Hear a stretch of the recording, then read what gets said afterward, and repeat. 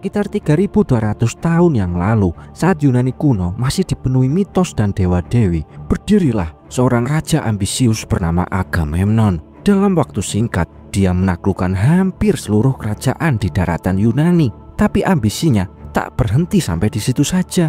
Agamemnon ingin menyatukan seluruh Yunani demi menghadapi satu musuh besar di seberang lautan, yaitu kerajaan Troy. Tapi ancaman terbesar justru datang dari sekutunya sendiri. Ada salah satu prajurit legendaris bernama Archilis, prajurit terhebat yang pernah lahir dari rahim sang dewi. Dia bukan hanya pejuang, tapi legenda, cepat seperti angin, kuat seperti dewa perang, dan tak pernah kalah di medan pertempuran. Tapi Archilis tak tunduk pada siapapun. Kisah ini dimulai di sebuah wilayah tandus bernama Thessaly, salah satu kerajaan terakhir di Yunani yang belum tunduk pada kekuasaan Agamemnon. Saat itu Agamemnon dan pasukannya sedang menyerbu wilayah itu. Di bawah panji besarnya, Agamemnon telah menaklukkan banyak wilayah, membentuk satu kesatuan Yunani di bawah kendalinya. Kini ia datang ke Thessaly bukan cuma untuk berunding, tapi untuk menaklukkan. Pasukannya berdiri seperti badai yang siap menyapu habis siapapun yang berani melawan.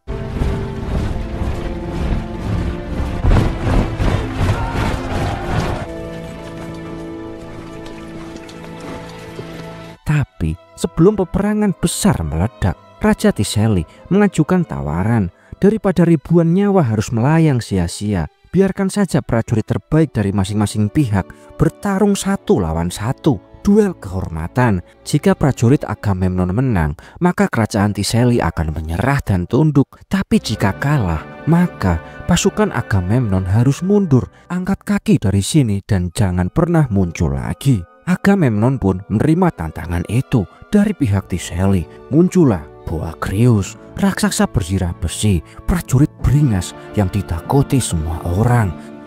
Boagrius!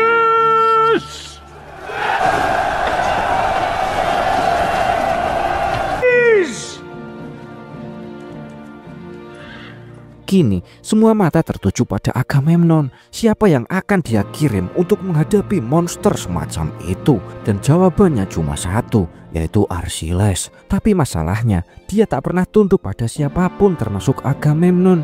Dan kini Archiles tak berada di barisan pasukan. Ia nggak datang bersama mereka. Dan oleh karena itu, dikirimlah prajurit untuk mencari Archiles dan membawanya kemari. My lord, it is morning.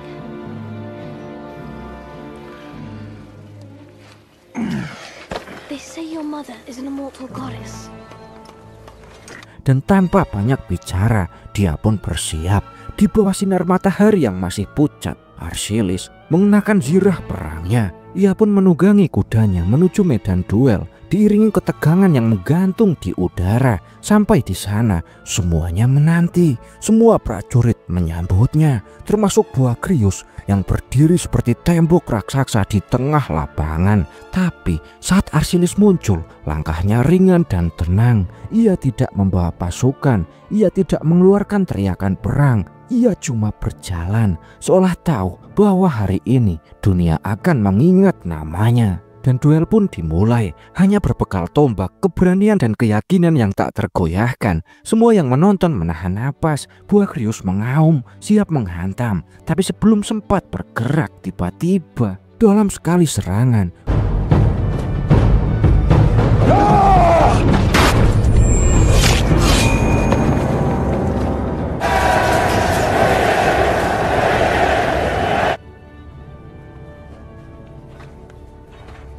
Boagrius pun roboh, tak bernyawa seketika. Inilah dia kehebatan sang Archiles. Semua prajurit menatapnya dengan rasa takut dan kekaguman yang luar biasa. Duel pun berakhir dalam hitungan detik. Tak ada pertempuran besar, tak ada pasukan yang bergerak. Kerajaan Thessaly pun menyerah hanya karena satu orang ini. Sementara itu di selatan Yunani berdirilah kerajaan Sparta yang saat itu dirajai oleh Menelaus atau adik kandung dari Agamemnon sendiri. Dia hidup bergelimang kemewahan bersama istrinya yang bernama Helen ini, perempuan muda jelita. Dan di saat itu pula tengah diadakan pesta perdamaian antara kerajaan Troya dan Sparta. Mereka telah sepakat berdamai demi kestabilan wilayah mereka. Dan untuk merayakan perdamaian ini, Raja Priam dari Troya mengirim dua putranya, yaitu Pangeran Hektor dan Pangeran Paris.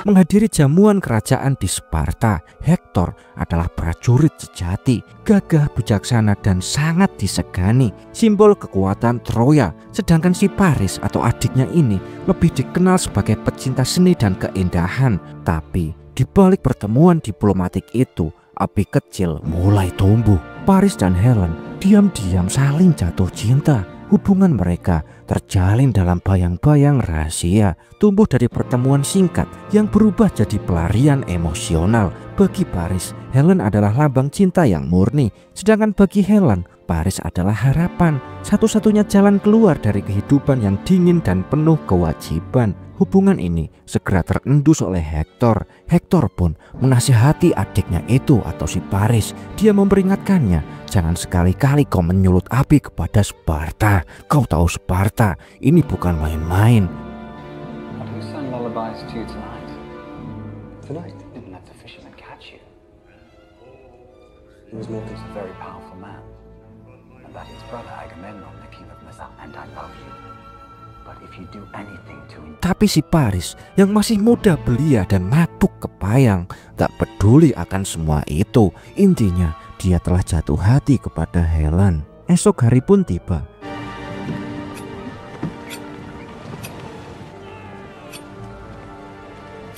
Saat rombongan Pangeran Troya bersiap kembali ke tanah mereka, tiba-tiba si Paris membuat keputusan yang nekat. Diam-diam dia membawa Helen ke atas kapal. Sang Ratu Sparta, istri dari Raja Menelaus. Dia menculik istri dari Raja Sparta. Si Hektor yang mengetahui hal ini pun marah besar. Listen to me. Do you know what you've done? Do you know how many years out of town bedding merchants' wives and temple maids, and you think you know something, woman?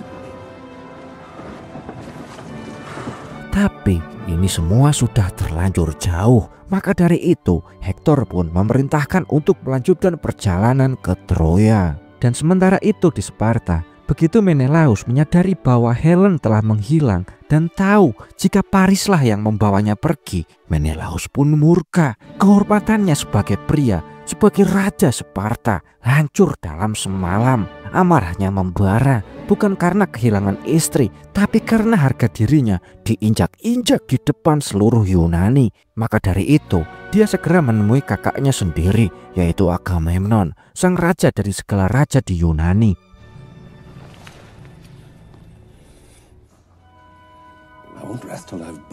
Menelaus cuma menuntut satu hal, yaitu perang melawan Troya. Helen harus dikembalikan dan Troya harus hancur lebur. Agamemnon di sini sebenarnya tidak peduli pada Helen. Baginya, kehormatan Menelaus hanyalah kedok yang sempurna untuk memulai perang terhadap Troya. Yang dia inginkan sebenarnya adalah Troya. Kerajaan Troya itu berdiri di jalur perdagangan paling strategis di Laut Aegea. I always thought my brother's wife was a foolish woman, but humans have never been conquered. Some say they can't be conquered, but the gods protect only. Dan jika Troya jatuh ke tangan Agamemnon, maka seluruh dunia akan bersimpuh di hadapan Agamemnon.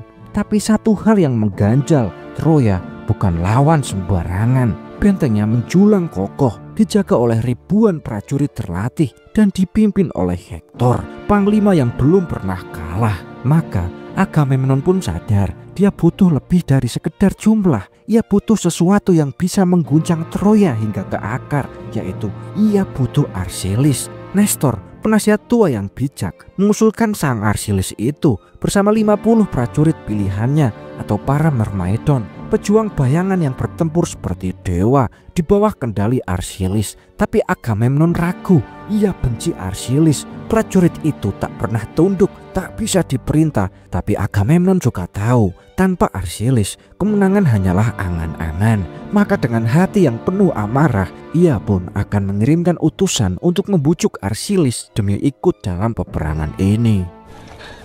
Please, brother, we were told Esok hari pun tiba. Agamemnon mengirim satu-satunya orang yang mungkin bisa menembus ego Archilis, yaitu Raja Odysseus dari Ithaka. Bukan karena pangkat dan kekuasaan, tapi karena kebijaksanaan atau kelihayannya dalam berbicara. Di antara semua raja Yunani, hanya Raja Odysseus lah yang benar-benar dihormati oleh Archilis. Dan oleh karena itu, Raja Odysseus pun datang menemui Archilis yang saat itu sang legenda perang itu sedang melatih sepupunya bernama Patroclus ini. Patroclus, my cousin, Odysseus, Learning from Achilles himself. we'll not fighting each other for now. For the Greeks. Tapi Archilis, ia nggak peduli. Baginya, ini hanyalah perang karena harga diri yang terluka. Seorang raja kehilangan istri, lalu menyeret seluruh bangsa ke medan perang. Ini bukan urusanku, katanya dingin. Dia nggak berniat bertempur demi Agamemnon, seorang pria yang dia anggap rakus dan pengecut. Tapi Odysseus dengan kecerdasannya menyusun kata-kata yang tepat. Ia nggak meminta Archilis berperang untuk Agamemnon, tapi untuk Yunani. I hope you'll join us, Patroclus. We could use a strong arm like yours.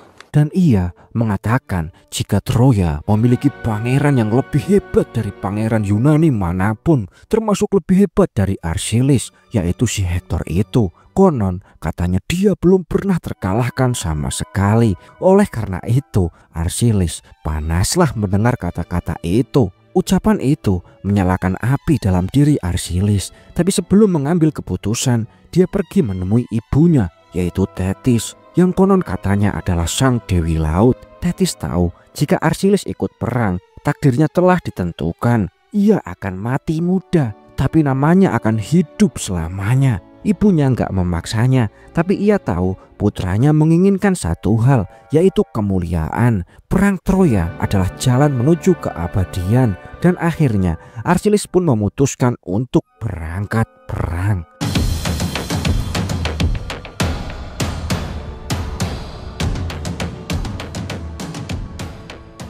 Sementara itu di Troya, kerajaan megah yang belum pernah terkalahkan, sang Raja Priam atau Raja Troya menyambut kepulangan putra-putranya, Paris, Hektor beserta Helen yang telah diculik oleh Paris, yang kini secara terang-terangan menjadi kekasih si Paris.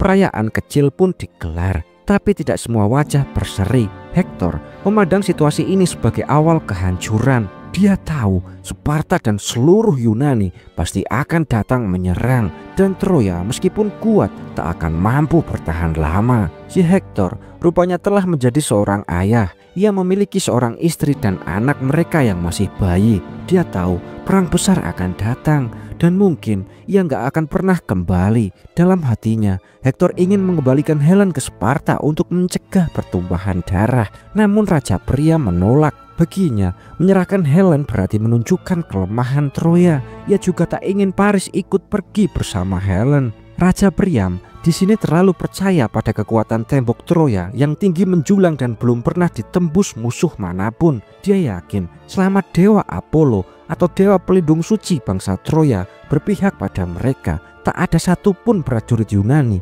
yang akan berhasil menjejakkan kaki mereka di dalam dinding kota. Do not mock the gods. Healer says you will not last the night. Tapi Hektor tahu yang akan datang bukan sekedar pasukan, tapi legenda-legenda perang Yunani. Persiapan perang pun dimulai. Pasukan Troya memperkuat pertahanan sepanjang pesisir pantai.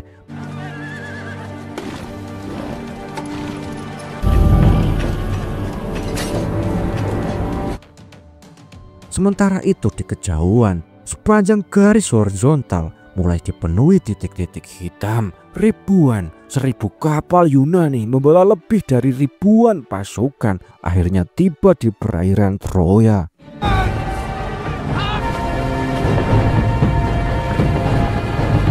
Namun ada satu kapal berada jauh di depan armada lainnya. Itu adalah kapal milik Archilis bersama 50 prajurit elitnya, yaitu Myrmidon.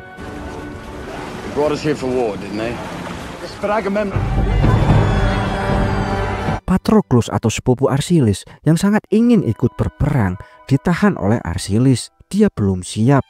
Hektor segera memerintahkan rakyat Troya untuk masuk ke dalam benteng kota. Pasukannya disiagakan penuh.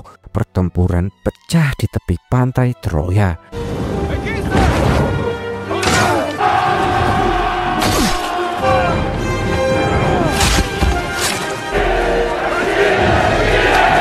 Pasukan Arsilis bergerak seperti badai, cepat, terlatih, dan mematikan. Pasukan Troya terpukul mundur. Pantai Troya memerah oleh darah, dan benteng kota menjadi satu-satunya perlindungan. Arsilis memerintahkan pasukannya untuk menjarah. Mereka menyerbu kuil suci milik bangsa Troya, kuil Apollo, merampas harta. Arsilis gak peduli. Ia bahkan terang-terangan menghina dewa Apollo, si pelindung Troya.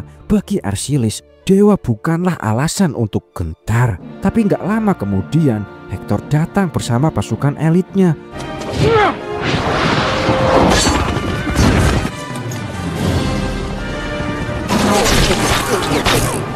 Mereka memasuki kuil itu dan langsung berhadapan dengan Myrmidon. Pertarungan pecah di tempat suci itu.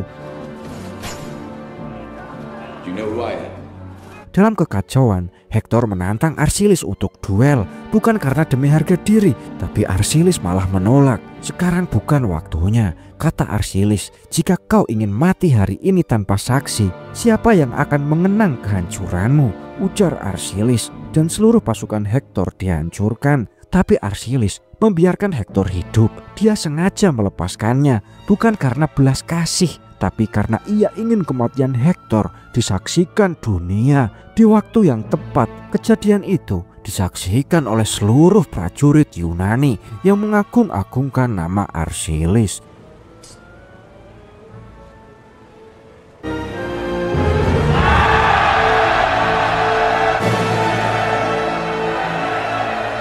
Para prajurit Yunani beserta Agamemnon pun berlabuh di pantai Troya. Dan setelah gelombang serangan pertama, pasukan Arsilis kembali ke perkemahan. Salah satu tangan kanan Arsilis yang bernama Eudoros ini datang membawa seorang tawanan wanita yang bernama Briseis. Dia adalah seorang pendeta sekaligus sepupu Hektor dan Paris yang ditangkap saat penyerangan kuil tadi. Eudoros sambil berseloroh menyarankan agar Arsilis bersenang-senang dengannya, seperti halnya prajurit lain yang biasa memperlakukan tawanan sebagai hadiah perang. Sementara itu, di pesisir pantai, ribuan pasukan Yunani mulai membangun perkemahan besar-besaran. Para raja dari berbagai wilayah Yunani pun dipanggil dan datang ke dalam tenda Agamemnon, termasuk si Arsilis ini, menganggap semua keberhasilan mendarat dan menguasai pantai sebagai kemenangan Agamemnon. Padahal semua tahu kemenangan awal itu adalah berkat Arsilis dan pasukan Myrmidonnya. Si Agamemnon memanggil Arsilis untuk berbicara empat mata. Tapi ini bukan pertemuan damai. Agamemnon dengan kesombongan sebagai raja dari segala raja di Yunani ingin menegaskan jika para prajurit Yunani tidak akan pernah tunduk di hadapan seorang prajurit sekuat apapun seperti Arsilis ini. Sejarah, kata Agamemnon ini, hanya akan mengingat nama dirinya, bukanlah Arsilis. Dan ternyata pasukan Agamemnon juga telah mengambil Briseis untuk Agamemnon sebagai raja tertinggi. Ia merasa berhak atas siapapun dan apapun yang dia inginkan. Arsilis pun yang biasanya tenang dan terukur mulai kehilangan kendali. Ia pun gak mengerti mengapa ia merasa perlu melindungi si Briseis. Tapi satu hal yang pasti, harga dirinya diinjak-injak.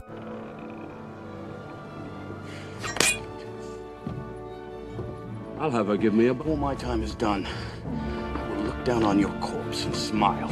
Dan dengan penuh amarah, Arsilis juga berjanji jika ia akan berhenti berperang. Tapi dia juga ngomong, aku ingin melihat mayatmu di medan pertempuran, Agamemnon. Agamemnon pun terdiam. Sementara itu, kerajaan Troya kini tengah dirundung duka.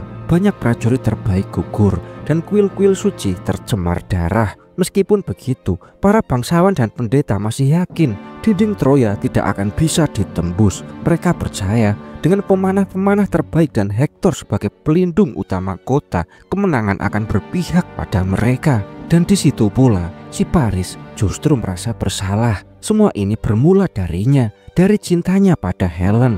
Maka ia pun mengambil keputusan besar. Keesokan paginya, ia akan menantang Menelaus dalam duel 1 lawan 1. Tomorrow morning I will challenge Menelaus for the right to Helen.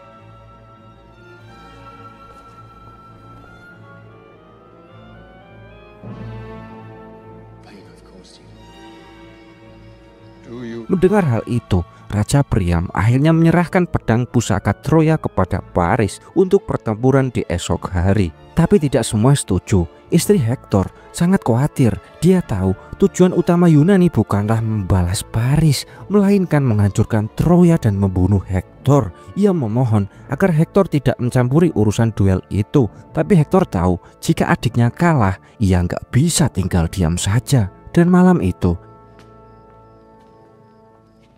Wait.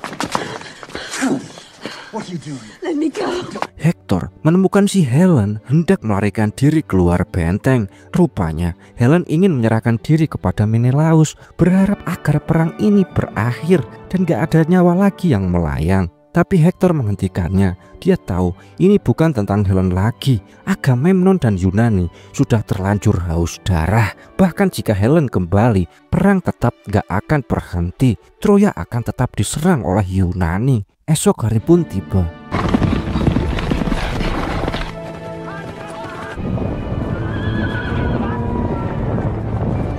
Di medan terbuka, di depan gerbang raksasa kerajaan Troya, pasukan Yunani dan Troya bersiap berperang. Tapi di sini Arsilis tetap tak bergeming. Dia telah melarang pasukan Myrmidonnya untuk ikut turun ke medan perang. Meski si Agamemnon sendiri telah memohon padanya, tapi karena baginya ini bukanlah perang yang layak dia perjuangkan. Menelaus is a bull. I see you're not hiding behind your high walls. Agamemnon dengan arogansinya mengajukan syarat. Helen harus dikembalikan dan Troya harus tunduk pada kekuasaan Yunani. Troy will ever submit to a foreign ruler. Careful, boy. I love Helen.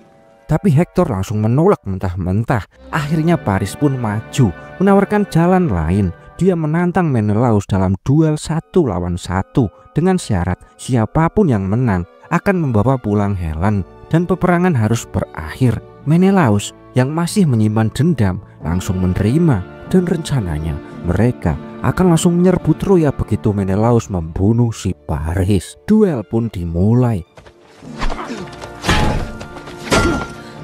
Disaksikan dua pasukan dari kejauhan. Si Paris yang gak punya banyak pengalaman bertarung dan belum pernah membunuh satu orang pun jelas kewalahan. Sedangkan Menelaus dengan mudah mendesaknya, menghantam perisainya hingga Paris pun terjatuh dan pedangnya terpental jauh. Menelaus pun mendekat dan akan membunuh Paris. Tapi tiba-tiba Menelaus pun malah tewas ditusuk Hektor. Sangat curang sekali dan gak pakai lama Agamemnon langsung memberikan aba-aba. Pasukan Yunani mulai menyerbu.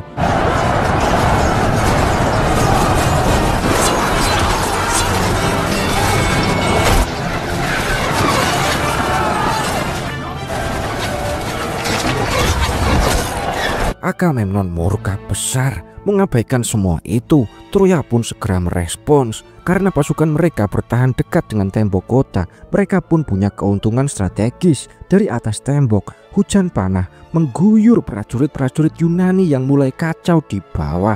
Pertempuran menjadi sangat brutal. Yunani tidak siap untuk serangan balik secepat itu. Tapi salah satu prajurit elit Yunani yaitu si Ajax maju ke garis depan dan menantang Hektor langsung. Duel sengit pun terjadi. Dua raksasa medan perang saling beradu kekuatan. Tapi si Ajax pun kewalahan menghadapi ketenangan dan teknik Hektor yang jauh lebih terlatih. Melihat terlalu banyak tentara yang berguguran dan kondisi medan tidak menguntungkan, Agamemnon akhirnya memerintahkan pasukannya untuk mundur kembali ke perkemahan. Dan hari itu Troya berhasil memukul mundur pasukan Yunani. Tapi semua orang tahu ini baru saja permulaan.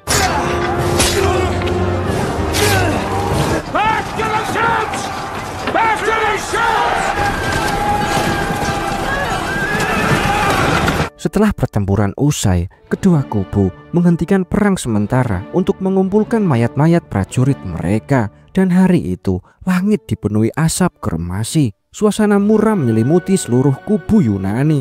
Di sini, si Agamemnon berdiri di tengah tumpukan abu dan puing-puing kayu, berjanji kepada almarhum Menelaus, "Aku akan membakar Troya sampai ke akar-akarnya." Namun kenyataannya, semangat pasukan Yunani telah pudar. Kekalahan kemarin dan tidak munculnya Arsilis di medan perang membuat moral mereka runtuh. Semua pemimpin tahu hanya satu nama yang bisa membakar semangat pasukan kembali, yaitu si Arsilis. Tapi Agamemnon masih tersinggung dengan harga dirinya, menolak menghadapinya. Maka Raja Odysseus, sang raja cerdik dari Ithaka, mengambil alih tugas itu. Dia tahu hanya dirinya yang bisa bicara dari hati ke hati dengan Arsilis. Sementara itu di perkemahan prajurit hampir terjadi sebuah tragedi. Si Briseis hampir menjadi korban pelecehan oleh prajurit-prajurit Yunani. Tapi tiba-tiba, sebelum mereka bertindak lebih jauh, Arsilis pun muncul. Dia menolong Briseis dan memarahi pasukannya. Ia bawa Briseis ke tendanya sendiri, bukan sebagai tawanan, tapi sebagai manusia. Di dalam tenda itu, mereka pun ngobrol. Arsilis menyatakan pandangannya tentang para dewa yang hanyalah cerita untuk menenangkan kekuatan manusia. Menurutnya, hidup dan mati hanyalah bagian dari takdir, dan semua orang pada akhirnya akan menemui ajalnya, bahkan dirinya sendiri. Dan malam itu, ketika Arsilis tertidur, si Briseis diam-diam mengambil pisau. Ia berdiri di samping tempat tidur, hendak menggorok leher pria yang membantai bangsanya. Tapi Arsilis tidak melawan, ia cuma menatapnya. Tapi Briseis malah ragu dan salting. Dan justru dalam keraguan itulah benih cinta antara mereka mulai tumbuh. Di balik dendam dan luka, mereka mulai saling memahami. Dan malam itu,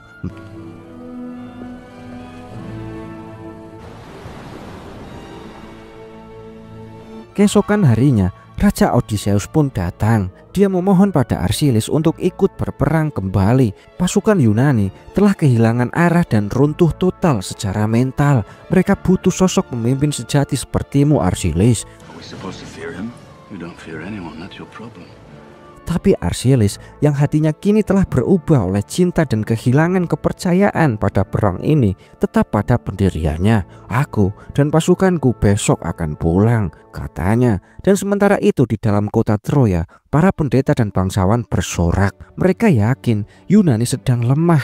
Banyak yang menyarankan agar Troya menyerang sekarang juga, mumpung moral musuh hancur dan pasukan Arsilis tidak lagi turun ke medan tempur. Tapi di sini Hektor masih ragu. Dia tahu pasukan Arsilis dan Myrmidonnya belum sepenuhnya all out dalam peperangan ini, dan menyerang terlalu cepat bisa jadi bumerang bagi mereka sendiri. Tapi di sini Raja Priam memilih mempercayai para pendeta yang meramalkan kemenangan besar bagi Troya. Dan dengan keyakinan pada ramalan itu, mereka pun akan menyerang sekarang juga.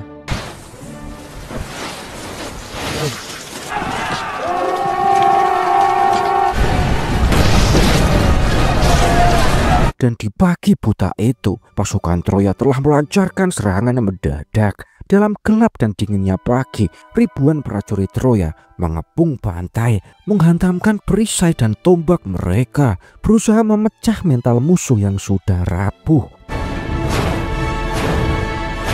Ketakutan mulai merabak di barisan tentara Yunani. Tapi tepat saat itu tiba-tiba Arsilis bersama para pasukan Myrmidonnya tiba, membalikan keadaan. Pertempuran sengit pun pecah di antara debur ombak dan pasir pantai. Di tengah kekacauan, perhatian semua tertuju pada duel yang paling dinanti, yaitu Arsilis melawan Hektor. Tapi ketegangan memuncak saat terungkap. Tiba-tiba Arsilis pun kalah, dan ternyata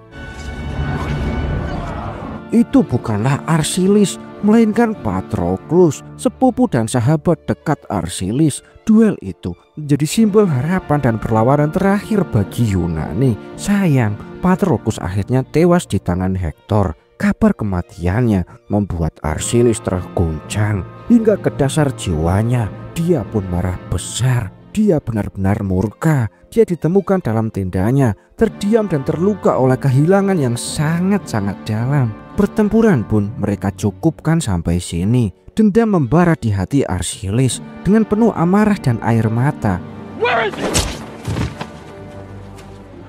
Dia mengkremasi Patroclus. Semua raja dan prajurit Yunani pun ikut berduka atas kehilangan ponakan Archelaus. Sementara itu si Hektor tengah bercerita kepada istrinya jika dia telah membunuh pria yang sangat muda. Dia pun di sini juga menyesal telah membunuh keponakannya Archelaus karena dia kira orang yang dibunuhnya itu adalah Archelaus sendiri, tapi rupanya adalah Patroclus, keponakan si Archelaus. Lalu Hektor memberitahu istrinya tentang sebuah jalur rahasia di bawah kerajaan. Jalur rahasia ini sebuah tempat aman untuk mengungsikan wanita dan anak-anak jika Troya akhirnya jatuh ke tangan Yunani. Dia menekankan pentingnya evakuasi ini karena jika perang terus berkecamuk, tak hanya pria yang akan terbunuh, tapi juga wanita yang akan dijadikan sebagai budak. Dan sementara itu si Paris yang belum bisa melupakan kekalahannya saat duel, dia mulai berlatih memanah dengan tekad membara.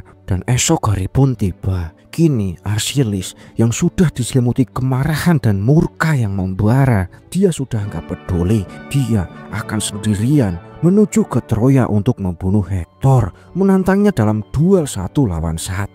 Tapi Briseis melarangnya. Dia memohon pada Archelaus untuk tidak membunuh Hektor karena dia adalah keponakannya. Tapi Archelaus nggak peduli. Dia pun berangkat.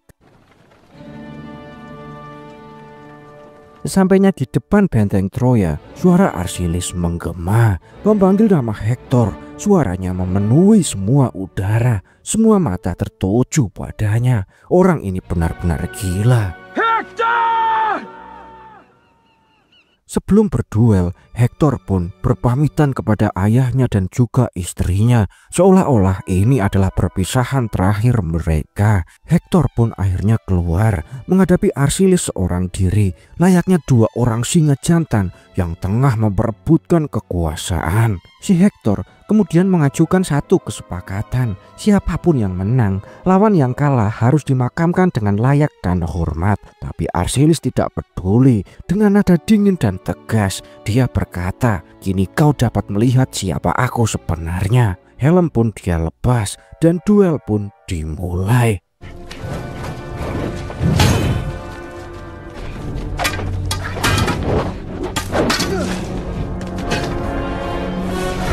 Pertarungan dengan kekuatan yang seimbang, saling adu strategi dan keberanian. Teknik-teknik perang pun mereka gunakan satu sama lain. Suara pedang berdentingan, perisai-perisai mereka angkat. Terlihat jelas di sini bahwa mereka berdua benar-benar pejuang sejati. Tapi lama-kelamaan kehebatan Archelaus mulai mendominasi. Dengan gerakan yang cepat dan kuat, Archelaus perlahan menguasai pertarungan. Dan pada akhirnya tiba-tiba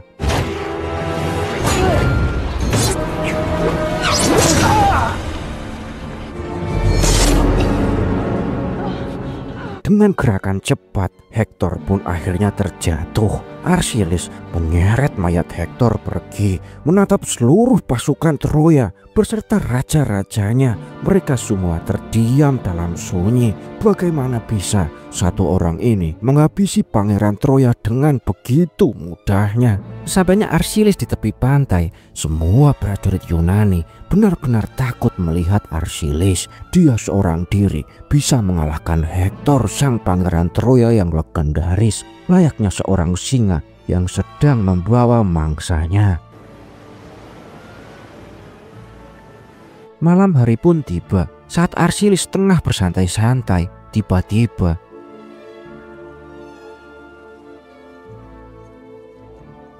Raja Priam, raja dari Troy sekaligus ayah dari Hektor, menyelinap ke tenda Archelaus. Arsilis pun terkejut. Bagaimana mungkin dia bisa menyelinap ke sini tanpa ketahuan prajurit Yunani? Dan dengan santai, Raja Priam menjawab bahwa dia mengetahui seluruh tempat yang ada di Troya dibandingkan semua prajurit Yunani manapun. Dan dengan hati yang penuh kesedihan, Raja Priam memohon agar mayat anaknya dikembalikan untuk dimakamkan secara layak. Raja Priam bahkan memohon dan bersimpuh kepada Arsilis. Arsilis di sini juga hasilnya tersentuh, tapi dia masih nggak bisa melupakan saat Hektor membunuh keponakannya. Dan Raja Priam pun mengingatkan jika Hektor tidak tahu, pikir Hektor itu adalah kamu Arsilis, karena dia benar-benar mirip kamu, ujar Raja Priam. Dan akhirnya Arsilis mengizinkan Raja Priam untuk membawa almarhum Hektor untuk dikremasi, dimandikan, didoakan, dimakamkan dengan layak. Dan kata-kata terakhir dari Raja Priam menyentuh hati Arsilis, yaitu meski semua mereka adalah musuh, tapi musuh sekalipun masih punya rasa hormat, bukan? Dan Arsilis pun berkata jika Hektor adalah musuh yang paling tangguh yang pernah dia hadapi. Di sini sebenarnya Arsilis juga telah menyesal membunuh Hektor. Air matanya menetes segelintir dari pipi.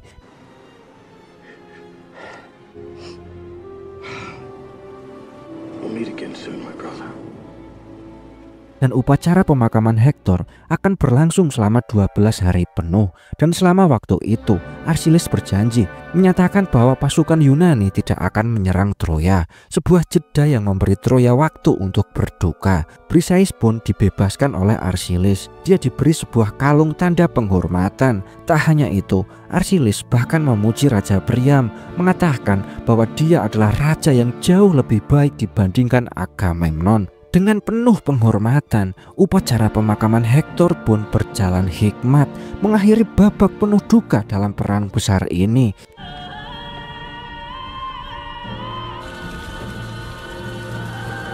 Dan sementara itu di tepi pantai, Raja Odysseus yang melihat beberapa prajurit sedang mengukir mainan kayu berbentuk kuda, tiba-tiba mendapatkan ide cemerlang. Apa itu idenya? Kita akan lihat nanti. Dan sementara Arsilis kini tengah meminta maaf kepada Eudorus karena pernah memukulnya. Dia kemudian memerintahkan Eudorus untuk membawa pasukan Mermaidon pulang ke rumah, menjauh dari perang yang kian membara. Sementara Arsilis sendiri, dia nggak akan pulang. Dia akan terus berperang di sini. Dan tanpa terasa, 12 hari pun berlalu. Pasukan Yunani tiba-tiba sudah meninggalkan pantai Troya. Yang tersisa hanyalah sebuah patung kuda raksasa dari kayu yang dibuat sebagai bentuk persembahan untuk dewa Poseidon agar para prajurit Yunani selamat dalam pelayaran perjalanan pulangnya. Raja Priam pun memutuskan untuk membawa patung kuda itu masuk ke dalam kota Troya.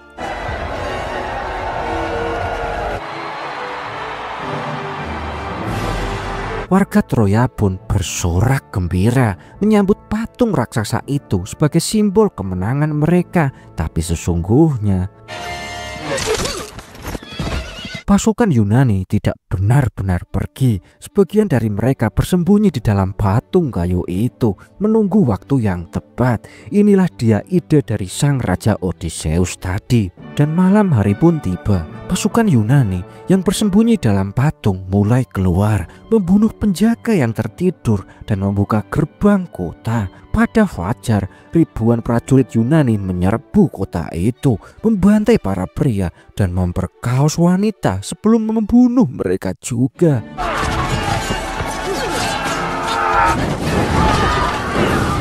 Bangunan-bangunan dibakar habis dan kota Troya runtuh sesuai janji Agamemnon kepada almarhum Menelaus. Dan sementara itu, Arsiles kini sedang mencari keberadaan Briseis. Dan sedangkan istri dari Hektor tengah membawa warga sipil lewat jalan rahasia agar bisa menyelamatkan diri. Di sini Paris nggak ikut melarikan diri karena harus melindungi ayahnya dan mencari Briseis. Dan sebelum berpisah dengan Helen, Paris menyerahkan pedang Troya kepada seorang pemuda sebagai simbol harapan bahwa rakyat Troya masih punya masa depan. Perang besar itu akhirnya berakhir dengan kehancuran total kerajaan Troya. pasukan Yunani akhirnya sampai di pintu istana kerajaan Troya dan siap menerobos masuk. Patung-patung dewa yang selama ini dijunjung tinggi dirusak habis-habisan, simbol runtuhnya kerajaan Troya. Raja Priam yang sudah tua malang tewas dibunuh di tengah kekacauan itu oleh Agamemnon. Agamemnon menuntut kemenangan penuh tanpa ampun. Di tengah kerusuhan, pasukan menemukan Briseis yang sedang berdoa dalam ketakutan. Saat para prajurit hendak membunuhnya, tiba-tiba dan Agamemnon pun tewas di sini oleh Briseis. Tapi gak lama setelah itu, tiba-tiba ternyata Parislah yang terus menyerang Archilis dengan panah beruntun. Sementara si Archilis yang sudah sekarat berkata dengan suara lemah jika Briseis telah memberinya kedamaian dalam hatinya sebelum akhirnya menyerah pada luka-luka dan akhirnya sang legenda Archilis pun meninggal dunia. Sang legenda Archilis yang gagah dan perkasa kini telah tumbang dan harus tewas di tempat. Dan keesokan harinya, Raja Odysseus dan seluruh prajurit yang tersisa memberikan penghormatan terakhir kepada sang Archilis, pahlawan besar yang telah mengubah jalannya perang. Dengan begitu, kisah epik Troya pun berakhir, meninggalkan jejak cerita tentang keberanian, pengkhianatan, dan cinta yang abadi. But these names will never die. Dan menurut mitologi Yunani, Archilis sebenarnya bisa hidup abadi karena ibunya, sang Dewi Thetis, yang mencelupkan tubuh Archilis ke dalam sungai Styx yang memberi keabadian bagi Archilis. Tapi sayangnya tumitnya tidak terkena air tersebut. Itulah titik lemahnya yang kemudian menjadi penyebab kematian Archilis ketika Paris menembakkan panah tepat ke tumitnya. Dan dengan ini film pun berakhir. Terima kasih teman-teman semuanya.